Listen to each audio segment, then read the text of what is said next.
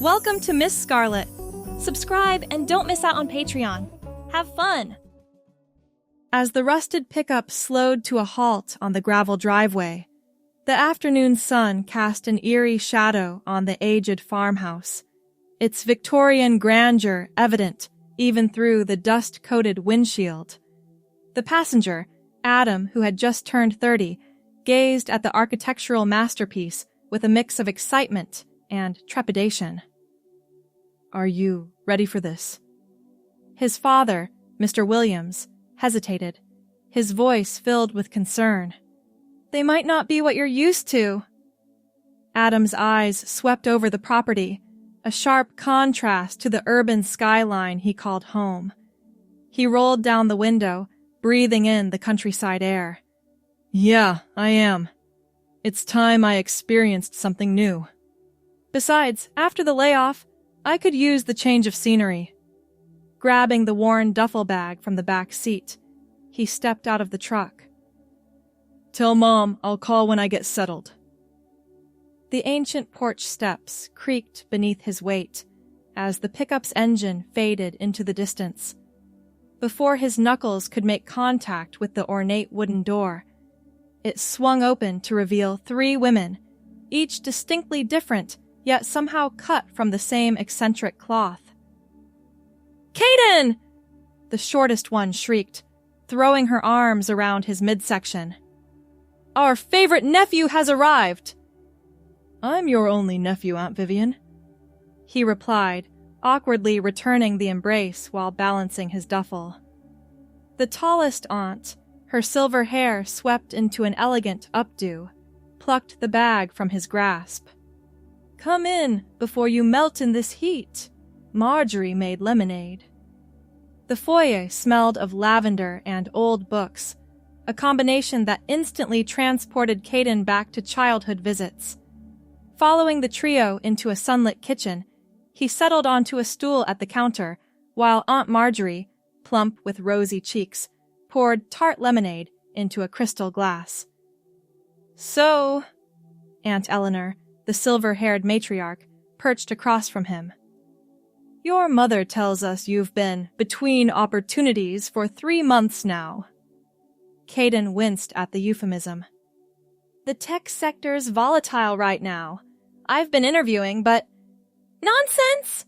Vivian waved dismissively, her bangles jingling. "Everything happens for a reason. The universe wanted you here with us." Marjorie nodded sagely. "Divine timing." "Right." He took a long sip of lemonade. "Well, I appreciate you letting me stay while I figure things out." Eleanor's eyes twinkled mysteriously. "Oh, we have plans for you, dear nephew." Something about her tone made Caden's stomach tighten. He'd forgotten how his mother's older sisters operated, like benevolent conspirators with an agenda known only to them. Over dinner, the conversation flowed naturally enough, though the aunts exchanged meaningful glances that made Caden increasingly suspicious. After helping clear the table, he excused himself to unpack in the guest room, a space frozen in 1970s decor with floral wallpaper and a patchwork quilt. The next morning, Caden descended the stairs in gray sweatpants and a white t-shirt to find his aunts huddled around the dining table, a stack of glossy brochures spread before them. Their animated conversation halted abruptly at his appearance. "Good morning," he said, cautiously, reaching for the coffee pot. "Perfect timing." Vivian beamed. "We were just discussing the Summer Solstice Festival." Marjorie pushed a brochure toward him. "The highlight is always the Midsummer Queen pageant." Caden glanced at the pamphlet featuring women in evening gowns and tiaras. "Looks traditional." "It's the social event of the season," Eleanor explained. "We've sponsored a contestant every year for decades." "Unfortunately," Vivian sighed dramatically, "our candidate dropped out yesterday. Family emergency in Tucson." A creeping sense of dread washed over Caden as 3 pairs of eyes fixed on him with unsettling intensity. "That's unfortunate," he managed, backing toward the door. "I should probably start my job hunt. There's a coffee shop in town with Wi-Fi, right?" "Actually," Eleanor's voice stopped him cold. "We have a proposition for you." 2 hours and several heated debates later, Caden found himself agreeing to an outlandish bet. If he could beat Eleanor at chess, a game he'd played competitively in college, his aunts would stop pestering him about helping with their pageant dilemma. If he lost, he'd take their mysterious candidate's place. "This is ridiculous," he muttered, setting up the board. "You realize I'm a man, right?" Marjorie patted his hand. "Details, dear. The universe has a sense of humor." Confident in his skills, Caden approached the match carelessly. A fatal mistake. Eleanor revealed herself to be a chess savant, dismantling his defenses with ruthless efficiency. "Checkmate," she announced after 37 minutes, her expression serene. Caden stared at the board in disbelief. "That's impossible." "State champion, 1975 to 1982, Vivian whispered conspiratorially. "She only pretends to be sweet and doddering." "A bet's a bet," Eleanor reminded him. "The preliminaries begin next weekend." Reality crashed down. "You can't seriously expect me to enter a women's beauty pageant. I'd be laughed out of town." "Not as Taylor," Marjorie said, producing a folder with the name Taylor Summers embossed on it. "We've already submitted the paperwork." "This is insane." Caden pushed away from the table. "I'm not doing this." "A gentleman honors his wagers," Eleanor said firmly. "Besides, the prize is $5,000. The figure gave him pause. $5,000 would cover expenses until he found work. "And," Vivian added, "no one would ever know it was you. Our reputation gives us access to the best resources for transformation." Caden ran fingers through his blonde hair, the absurdity of the situation overwhelming him. "Even if I wanted to, which I don't, I couldn't possibly pass as a woman." The aunts exchanged their mysterious look again. "Give us 1 week," Eleanor proposed. "If you still don't believe it's possible, we'll find another solution." Against his better judgment, Caden nodded. 1 week, but I'm telling you now, this is crazy." The transformation began immediately. The guest bathroom became a staging area filled with mysterious potions and gadgets. First came the razor, removing every trace of body hair, then a session with Vivian, who'd worked as a makeup artist in Hollywood during the 1980s. "Your bone structure is actually quite delicate," she observed, contouring his cheeks. "And those eyelashes? Most women would kill for them naturally." Looking in the mirror afterward was jarring. His reflection showed softer features, enhanced eyes, and lips that appeared fuller. Different, yet still recognizably him. "Not convinced," he declared. "We're just getting started," Marjorie assured him. The following day brought Eleanor's contribution. Deportment lessons. "Smaller steps," she instructed as he stomped across the living room. "Hips lead, not shoulders. Imagine walking along a straight line." By evening, his calves ached from practicing what Eleanor called the feminine gait.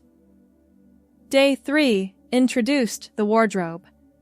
Marjorie revealed an entire closet of women's clothing in his size. "How did you even—" he began. "We measured you while you were sleeping," she explained casually, as if this were perfectly normal. The soft fabrics felt foreign against his skin. Blouses that draped differently than t-shirts, skirts that swished around his legs, Looking down at himself in a knee-length blue skirt and white blouse, Caden felt disoriented, yet strangely intrigued. "Now, for the pièce de résistance," Vivian announced on day 4, producing a medium-length blonde wig styled in elegant waves. Once secured and blended with his natural hairline, the transformation became startling. The person in the full-length mirror wasn't Caden anymore. The reflection showed a tall, attractive woman with wavy blonde hair, wearing a simple blue dress that complemented blue eyes. "Meet Taylor," Eleanor said softly. Caden reached up to touch her face in disbelief. "How is this possible?" "The right tools in the right hands," Vivian explained. "Plus, you're doing more of the work than you realize." "What do you mean?" "You're allowing yourself to become Taylor," Marjorie elaborated. Many couldn't cross that mental threshold. The observation unsettled him. Was he adapting too easily to this charade? Day 5 brought the greatest challenge: heels. Starting with modest 2-inch pumps, Caden toppled like a newborn colt before finding his balance. "The key is confidence," Eleanor advised. "Hesitation leads to stumbling." By sunset, he managed to navigate the house without clutching furniture, though the blue pumps still felt like instruments of torture. On the 6th day, they ventured into public. A brief trip to the grocery store with Caden fully transformed into Taylor. Wearing dark sunglasses, a flowery sundress in pale blue, and his now practiced feminine gait, he held his breath, waiting for someone to point and shout, "Imposter!" Instead, an elderly man tipped his hat and called him young lady. The cashier barely glanced up. No one suspected. "Told you," Vivian whispered triumphantly as they loaded groceries into the car. That evening, Caden sat on the porch swing, still dressed as Taylor, contemplating the strange path that had led here. The sensation of breeze against his bare legs, the weight of the blonde hair against his neck. It felt less foreign with each passing hour. "Penny for your thoughts." Eleanor settled beside him. "I'm just wondering how I got talked into this," he admitted. "Perhaps you needed permission to explore something you've always been curious about." Caden started to deny it reflexively, then paused. Had some part of him always wondered? "The pageant's preliminary round is tomorrow," she continued. "Are you ready?" Looking out at the twilight settling over the quiet street, Caden made his decision. Taylor is. The Midsummer Queen preliminaries were held in the high school auditorium, transformed with sparkling decorations and a runway extending from the stage. Backstage, 24 women bustled about in various states of preparation. Caden, fully transformed into Taylor in a sparkling blue evening gown that matched his eyes, tried to control his hammering heart. The dress hugged his artificially created curves, the result of strategic padding and compression. His blonde wig had been styled into an elegant updo, and Vivian had outdone herself with his makeup. "Remember," Marjorie whispered, adjusting his dress. Shoulders back, chin parallel to the floor. "And smile," Vivian added. "Not too big, mysterious and confident." Eleanor squeezed his hand. "You've got this." The preliminaries consisted of 3 segments: evening wear, talent, and interview. For talent, they'd prepared a dramatic reading from Pride and Prejudice, something that required minimal movement but showcased the smooth, modulated voice he'd practiced for days. When Taylor Summers was announced, Caden took a deep breath and glided onto the stage with practiced precision. The lights blinded him to the audience, a blessing that calmed his nerves. Following the choreographed path, he presented the evening gown with the turns and pauses Eleanor had drilled into him. The talent portion went surprisingly well, his voice carrying Elizabeth Bennet's indignation convincingly enough to earn appreciative applause. During the interview segment, standing before the judges in his blue gown, Caden answered questions about community involvement and personal goals with carefully rehearsed responses that nonetheless felt increasingly genuine. The words about empowerment and authenticity resonated unexpectedly. "And what do you hope to accomplish if crowned Midsummer Queen?" the lead judge asked. Looking directly into her eyes, Caden responded without reciting a memorized line. "I'd hope to show that beauty isn't just what we see in the mirror, but the courage to become our truest selves." Afterward, his aunts surrounded him backstage, their faces glowing with pride. "You were magnificent," Eleanor declared. "Do you think anyone suspected?" Caden whispered. Vivian laughed. "Darling, you were more poised than half the contestants who've been doing this for years." When the finalist list was announced, Taylor Summers was among the 12 names called. The final competition would take place in 2 days. Back home, removing the layers of Taylor, the wig, the makeup, the gown, felt strangely like losing something rather than reclaiming himself. Caden studied his bare face in the mirror, trying to reconcile the two personas now sharing his body. "How are you feeling?" Marjorie asked, bringing him tea later that evening. "Confused," he admitted.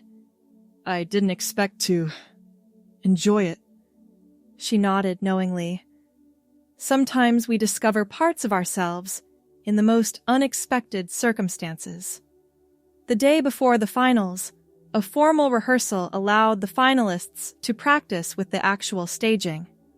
This time, Caden wore a fitted red cocktail dress with modest heels, his blonde hair styled in loose curls that brushed his shoulders. During a break, one of the other contestants approached. "Taylor, right?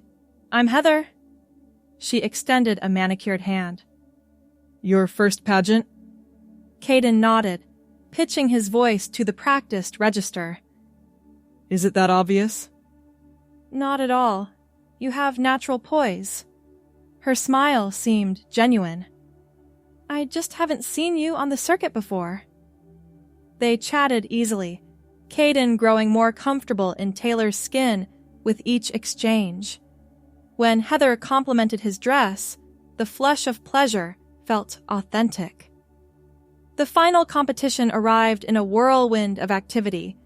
The evening would include formal wear, swimwear, which Caden had protested vehemently until his aunts produced a vintage-style swimsuit with a modesty skirt, talent, and final interviews.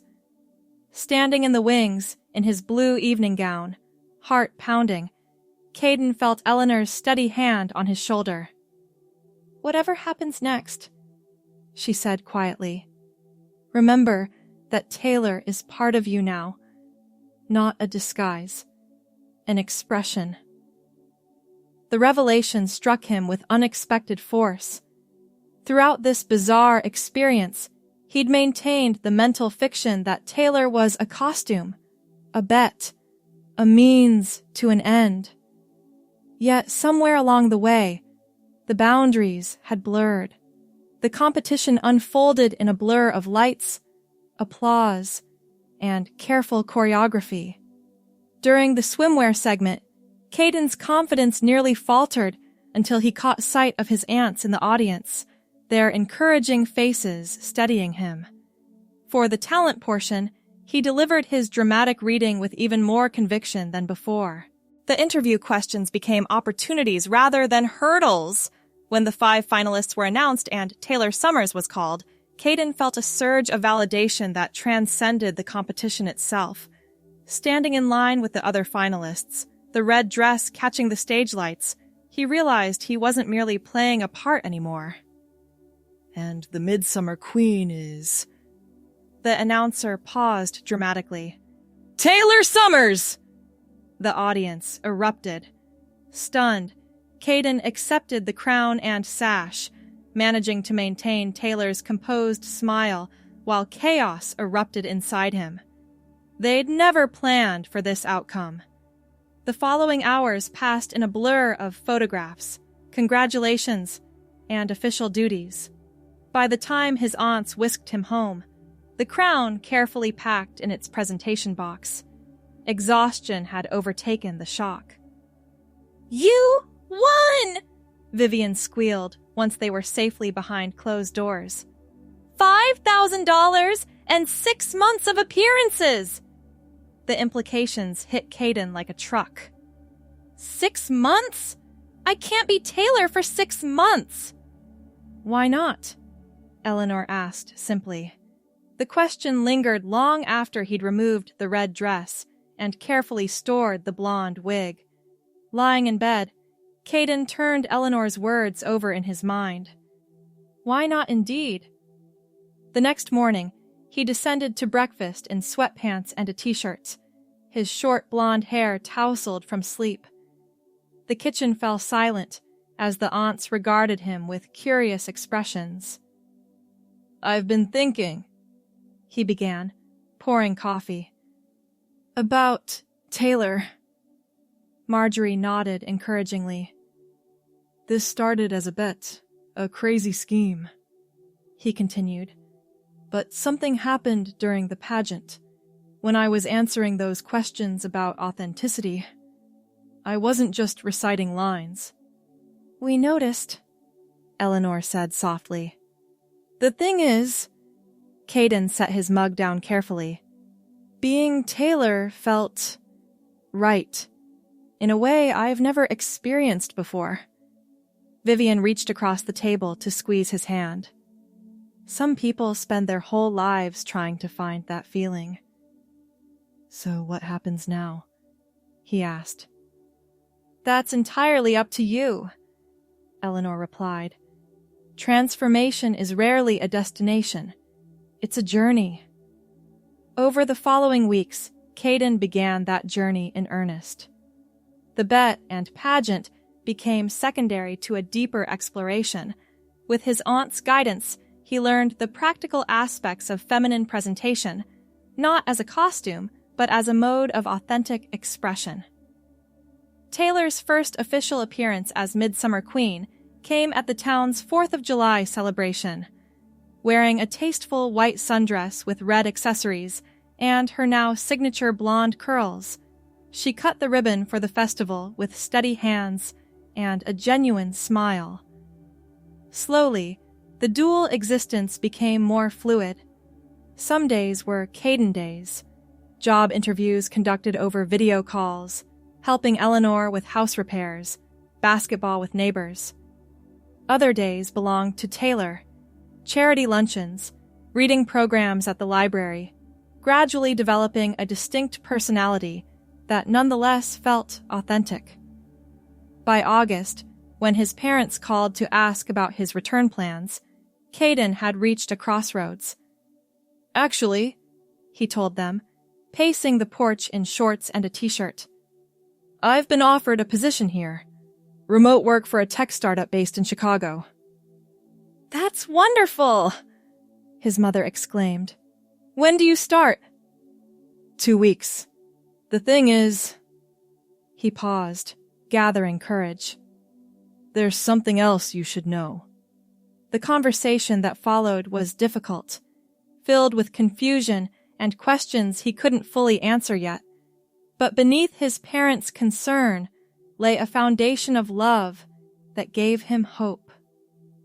That evening, seated on the porch swing with his aunts, Caden watched fireflies rise from the darkening lawn.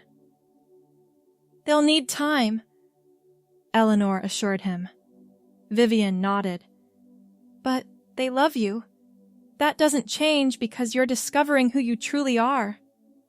"And who is that, exactly?" he wondered aloud. "Caden or Taylor?" Marjorie smiled gently. "Perhaps neither, perhaps both, Labels matter less than authenticity. As summer began yielding to autumn, Taylor became more than a pageant queen or a bet. She became a path to self-discovery. The technical job allowed for a degree of anonymity professionally, while personally, a dual life gradually shifted toward integration. By the final official appearance as Midsummer Queen in late September, a charity auction where she wore an elegant emerald gown that complemented her blonde curls, Taylor had become as natural as breathing, introducing herself to strangers, engaging in conversations, navigating feminine social spaces. All had transformed from performance to genuine expression.